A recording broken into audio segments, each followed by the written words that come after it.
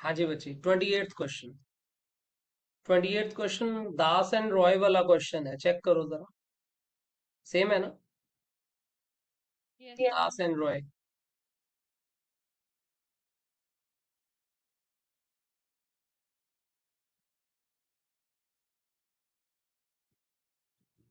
Das and Roy enter into joint venture involving buying and selling of old railway material. The profit or loss was to be shared equally. Cost of material purchase 42,500 which was paid by Das. तो दास की pocket से खर्च हुआ है initial जो 42,500 की purchase है।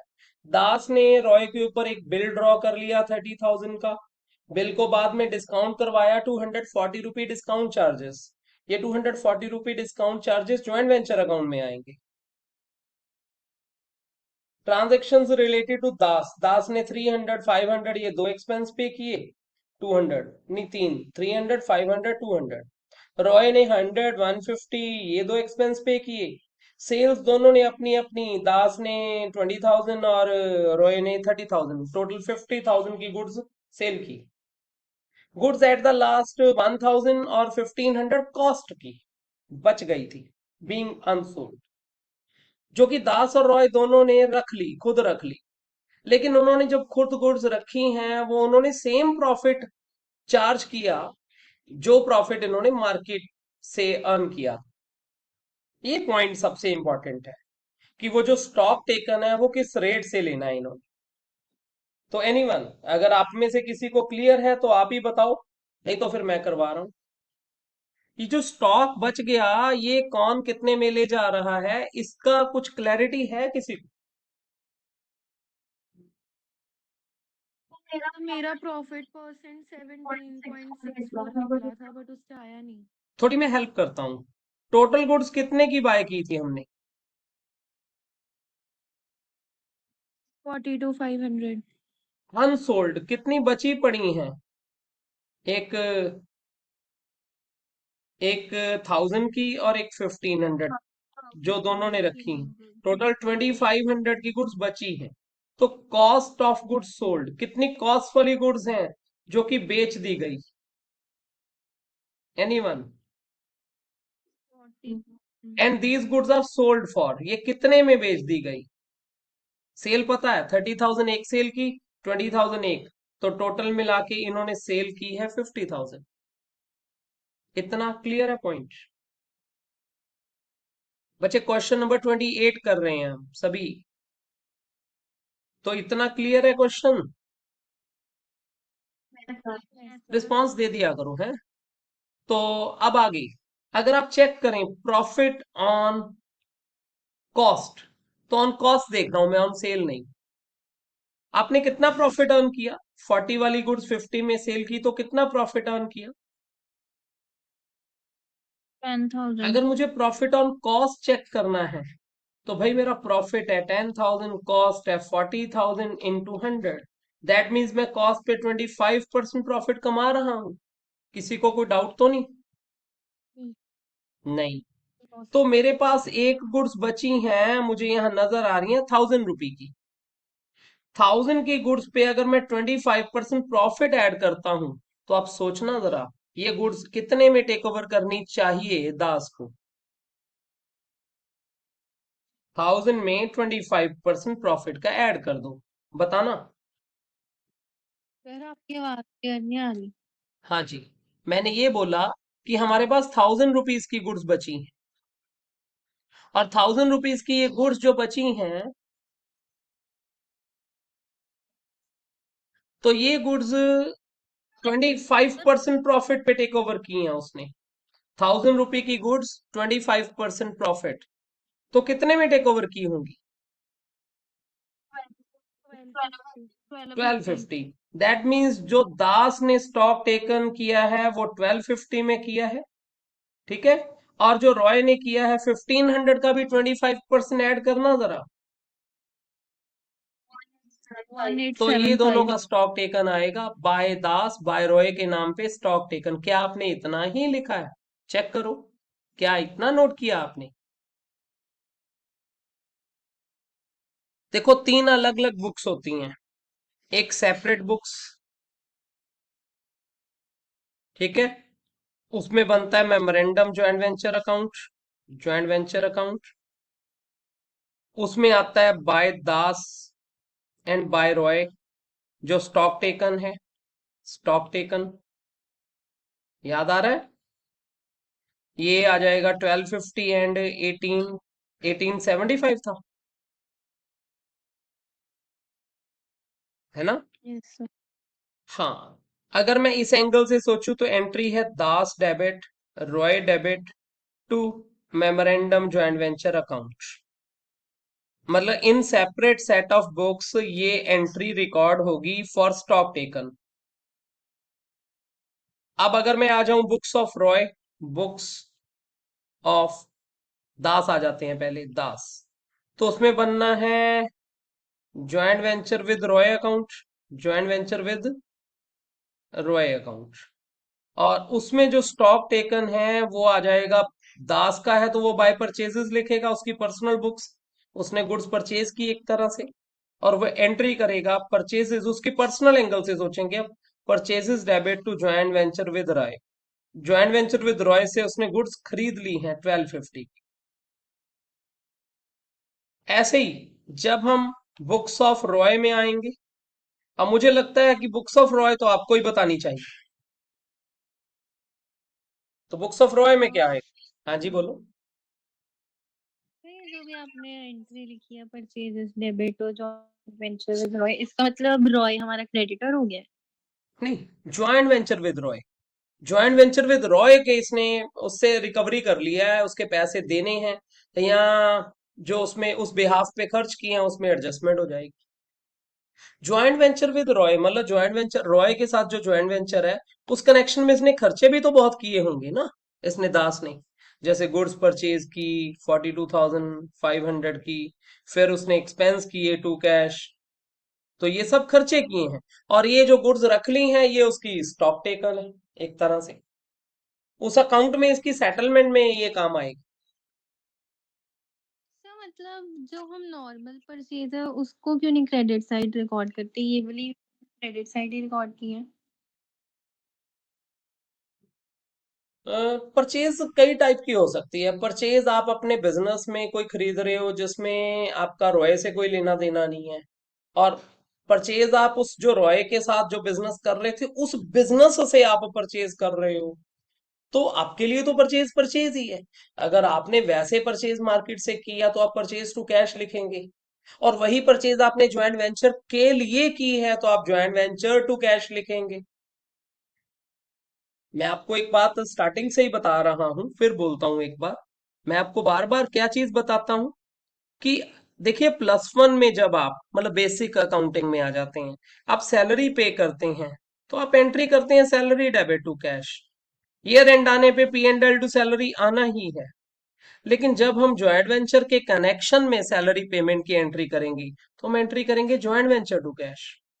जब हम कंसाइनमेंट, इससे आगे चैप्टर आएगा, उस कनेक्शन में सैलरी पे करेंगे तो हम एंट्री करेंगे कंसाइनमेंट टू कैश। मान लो है ज्वाइंट वेंचर, लेकिन फिर भी हमने अपनी कोई पर्सनल सैलरी पे की है, तो फिर हम सैलरी टू कैश ही लिखेंगे, फिर उसको ज्वाइंट वेंचर का नाम नहीं दे सकते।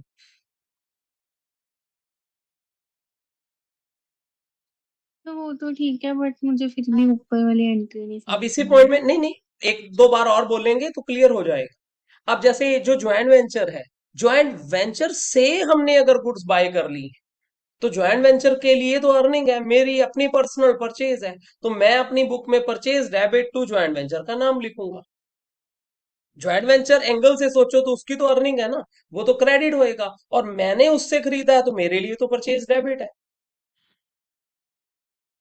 तो फिर हम प्रॉफिट भी क्रेडिट साइड क्यों नहीं लिखते। बिल्कुल, अगर मैं अपना P&L अकाउंट बना रहा हूं तो उसमें मैं क्रेडिट साइड लिखूंगा, लेकिन मैं P&L अकाउंट ना बना के मैं कोई ज्वाइंट वेंचर विद रॉय मतलब रॉय के साथ एक तरह से सेटलमेंट वाला अकाउंट बना रहा हूं, तो उसमें तो मैंने पैसे मांगने हैं ना प्रॉफिट के, मेरा हक है, मैं कहूंगा कि मुझे प्रॉफिट के पैसे भी दो अब, तो मैं डेबिट साइड लिखूंगा, मैं क्रेडिट क्यों लिखूंगा? मैं P&L अकाउंट तो नहीं बना रहा, मेरा अपना पर्सनल P&L अकाउंट बनेगा, उसमें मैं बाय वाली साइड लिखूंगा इसे। अब सैलरी ही है। अब सैलरी को सैलरी के अकाउंट में डेबिट लिखते हैं, लेकिन कैश के अकाउंट में तो क्रेडिट ही लिखते हैं।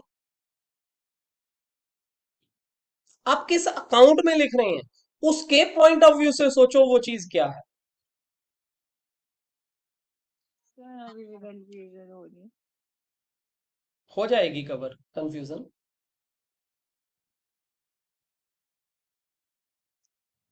कुछ चीजों के लिए ना साराक्षी, बच्चे ध्यान से सुनना, कुछ चीजों का ना कई बार कोई टाइम ऐसा होता है कि वो कंफ्यूजन रहती है, और थोड़े अलग टाइम में उसके किसी और लिंक के साथ अटैच होके कॉन्सेप्ट्स क्लियर होते जाते हैं।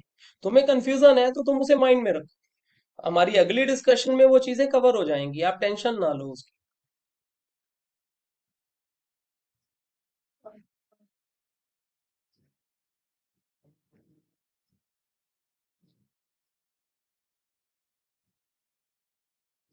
आपने मुझसे क्वेश्चन और नेक्स्ट कौन सा पूछा, 31? Sir 30th। 30th? 30th किसी का हुआ क्या, घोष बोस वाला क्वेश्चन है ये? No sir. किसी का भी नहीं हुआ? याद है अंडर राइटिंग का केस क्या बताया था मैंने? अंडर राइटिंग,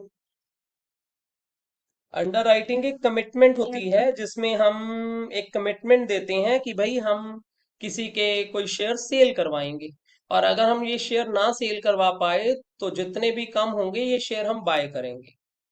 और इस पूरी कमीशन कमिटमेंट के अगेंस्ट हमें या फिर कैश मिलता है या फिर शेयर्स की शेप में ही कमीशन मिल जाती है। अगर शेयर्स मिले हैं तो मिलने की एंट्री तो नहीं करेंगे, हाँ बाद में उन्हें कहीं तो बेचेंगे, कोई तो ले जाएगा, तो उतने में हम रिकॉर्ड कर लेंगे।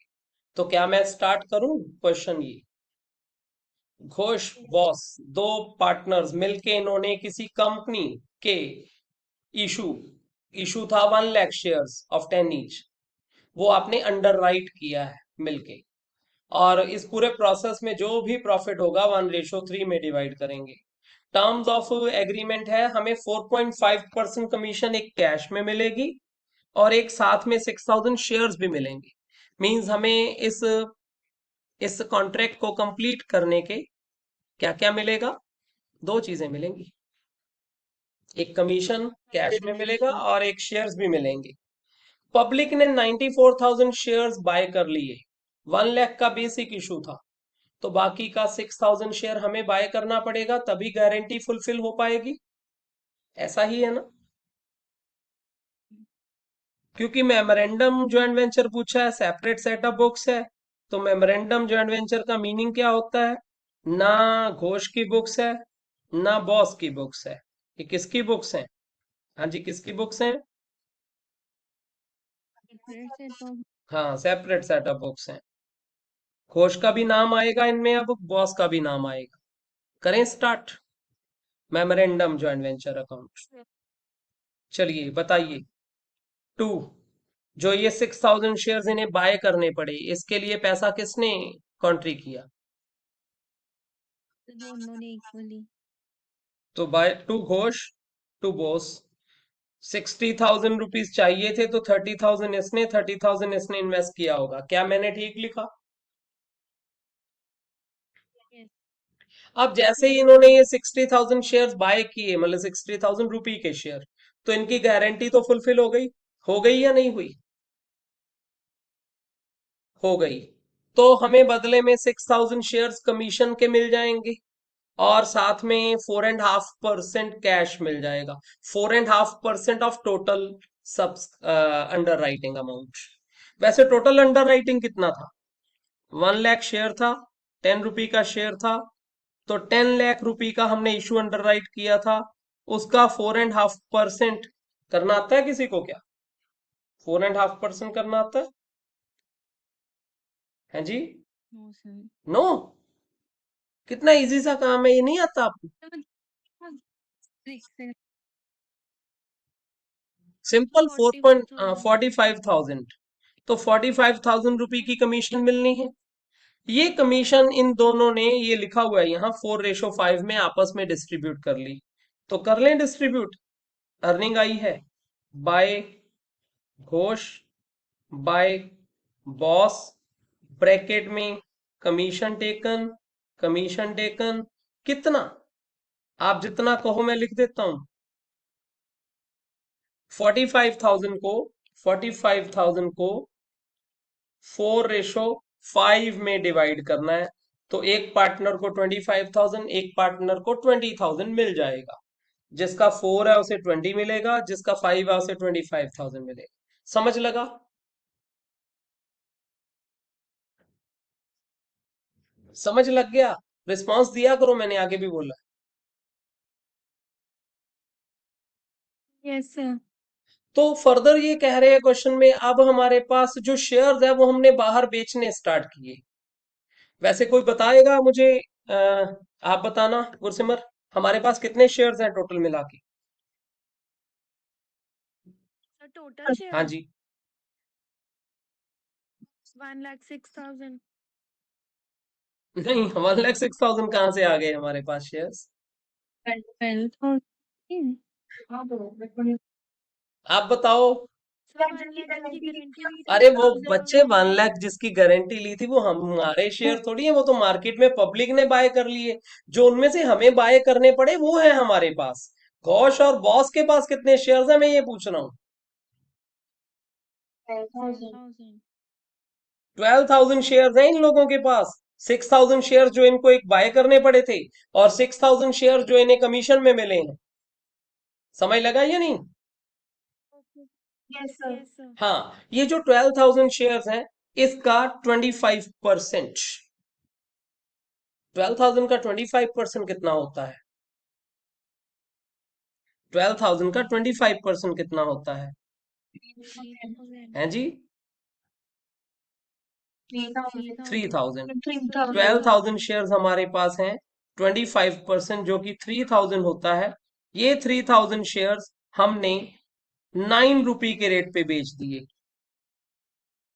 27,000 की तो ये सेल हो गई।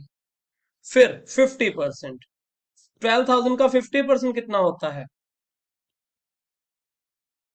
6,000। ये हमने 8 रुपीज 75 पैसा के रेट से बेच दिए।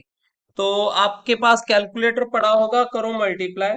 6,000 मल्टीप्लाई 8.75,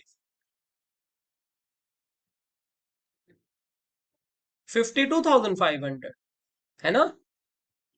यस सर। फिर यही फिफ्टीन आया। परसेंट 15% शेयर आपके बनते हैं शायद 900, क्योंकि टोटल 12,000 नहीं, 1,800। कितने बनते हैं? 15%। चेक कर लो कितने बनते हैं। हाँ जी। एक मिनट सर। ये शेयर्स हमने 8 रुपये 50 पैसा के रेट पे। 15,300। क्या बोल रहे हो? 15,300 ही बोला ना आपने? हाँ जी हाँ। सर। ये तीनों मिला के आपकी टोटल सेल कितने की हुई है? ये थोड़ा रफ में हमने कैलकुलेट कर लिया, 94,800 की इन्होंने टोटल सेल की है। ये जो भी टोटल सेल की है, यहां पढ़ा रहा हूं मैं आपके लिए, जरा ध्यान से देखना। Cell proceed of share taken by partners equally, आया नजर? Yes sir. तो दोनों के नाम पे लिख दो फिर, तो क्या हो गया? तो by Ghosh, by Bose, sale का पैसा इन्होंने हाफ हाफ बांट लिया। 94,800 को हाफ हाफ करो, 47,400, 47,400, ये सेल इन दोनों के नाम पे नोट हो गई। अभी भी 10% गुड्स बची पड़ी हैं। आ रहा है याद कि 10% बची पड़ी हैं? यस क्योंकि आपने 25% एक सेल किया, 50% एक, 15% एक, तो 10% तो अभी भी बचा है। वो ऊपर लिखा है, ये देखो, ये हाईलाइट कर दूं आपके लिए मैं। जो 10% गुड्स बची थी वो इन्होंने 8 रुपए के रेट पे आधी आधी बांट ली, वो भी। 10% होता है 1,200, 1,200 इंटू 8 बताना कितना होता है? 9,600। 96। हाफ हाफ बांटना है, तो दोनों के नाम पे कितना कितना आएगा? 4,800। 4,800, 4,800। 4,800, ये लो, सारी चीजें रिकॉर्ड हो गई हैं। और कोई एक्सपेंस तो इन्होंने किया नहीं, कोई कमीशन नहीं, कोई एक्सपेंस नहीं। तो अर्निंग्स आपकी बाय वाली साइड पे हैं। आप जो भी प्रॉफिट बचा है घोष और बॉस में जैसा इनका एग्रीमेंट हुआ था वैसे डिवाइड कर दो। क्या एग्रीमेंट हुआ था इनका प्रॉफिट शेयरिंग का? ऊपर टॉप पे 1:3, 1:3 में डिवाइड कर दो। आता है प्लस माइनस करना? चेक करो जरा। ठीक। ये जो होता है ना joint venture with boss account, ये ना हमारी एक वो डायरी का हिसाब है कि मैं अपनी डायरी में लिख रहा हूं कि मैं इस ज्वाइंट वेंचर के कनेक्शन में क्या क्या एक्सपेंस कर चुका हूं। वो मैंने टू वाली साइड, या और कुछ मांगना है मैंने, मेरा प्रॉफिट भी तो मेरा राइट है ना। तो वो मैं टू वाली साइड, और जो मुझे मिल गया है, कैश मिला है या कमीशन मिली है या शेयर्स ही मिले हैं, जहाँ बीआर ही मिला है, वो मैं बाय लिख रहा हूँ। एट द एंड मैं सेटलमेंट में जो बनता है वो मांग लूंगा पैसा। बैलेंसिंग फिगर मेरा अगर टू कैश आएगा, दूसरे पर्सन का बाय कैश आ जाएगा। Okay sir. हम्म। और बोलो। इस क्वेश्चन को क्विकली एक बार ऑब्जर्व करें। X Y decide to work joint venture electric item motors को सेल परचेज का काम शुरू किया है इन्होंने। एक्स ने परचेज की, वो टू एक्स के नाम पे आ जाएगा 200 मोटर्स, 300 ईच, मतलब 200 इंटू 300, 60,000। 150 मोटर वाई ने परचेज किया तो वाई के नाम पे लिख देंगे, 1,000 रुपए की पर मोटर है, और फ्रेट का एक्सपेंस किया उसने। अच्छा अच्छा, एक मिनट, मैं जल्दी में गलत पड़ गया। 200 मोटर्स एक्स ने परचेज की, बीच में से 150 मोटर्स इसने वाई को भेज दी। सामान को एक दूसरे को भेजने की कोई एंट्री नहीं करनी है, याद रखना। एक्स ने परचेज किया, एक्स के नाम पे लिख लो। उसने वाई को भेज दिया, अपने बैक ऑफ माइंड याद रखो, कल को जब सेल होगी तो वाई के नाम पे लिखेंगे यहाँ। बस इतना कुछ रोल है इसका। एक दूसरे को सामान भेजने की एंट्री नहीं है। हाँ, भेजने पे कुछ फ्रेट खर्च किया वो जरूर लिखेंगे, टू एक्स के नाम पे या वाई के नाम पे, जिसने भी वो एक्सपेंस किया है। 31 क्वेश्चन, आपका प्रॉफिट तो मैच हो गया ना? एक साराक्षी बच्चे, ये नहीं चलेगा। आपने देखो टोटल प्रॉफिट भी आउटर में लिखा हुआ है, हैं? फिर आप उनका अलग अलग शेयर भी आउटर में लिख रहे हैं, तो डबल नहीं हो गया? तुम्हारा टोटल कैसे मैच हो जाएगा? आउटर कॉलम में तुम दोनों चीजें लिख रही हो। वो बता दीजिए। चाहिए क्या था, ये फिगर ना लिखते यहाँ, सीधे जो इनकी डिवीजन है वो लिखो बस। क्लियर है? अच्छा, अब अगर मैं एक्स की बुक्स बना रहा हूँ, तो एक्स की बुक में एक तो ये टू कैश आ जाएगा 61,000, जो एक्स ने एक्सपेंस किए हैं सारे, टू कैश। यस। एक एक्स की टू कमीशन आ जाएगी, 21, 25। टू कमीशन ही लिखोगे उसे आप, एक्स को अपने आप को मिल रही है कमीशन। हाँ सर, आपने भी मतलब जो चीज मिल रही है वो क्रेडिट करेंगे।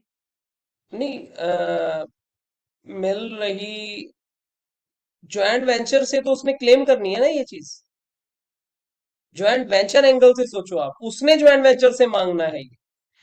वो अपने ज्वाइंट वेंचर अकाउंट में जब एक्स अपनी बुक बनाएगा, books of X joint venture with Y account,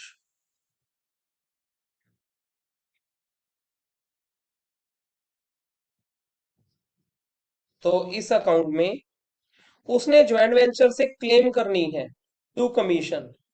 यहां टू कमीशन लिखा है 21, 25। उसके personal P and L account में बाय कमीशन आएगा, उसके पर्सनल पी एंड एल में उसकी इनकम आएगी। Personal P and L account तो आप बना ही नहीं रहे हैं यहाँ। Okay sir. सर मतलब सिर्फ हम सेल प्रोसीड्स या जो चीज हमें कैश में लिखी है क्वेश्चन में मिली है सिर्फ वो ही हाँ, क्रेडिट वो क्रेडिट दिखा साइड आएगी। पाएंगे। बिल्कुल ठीक है।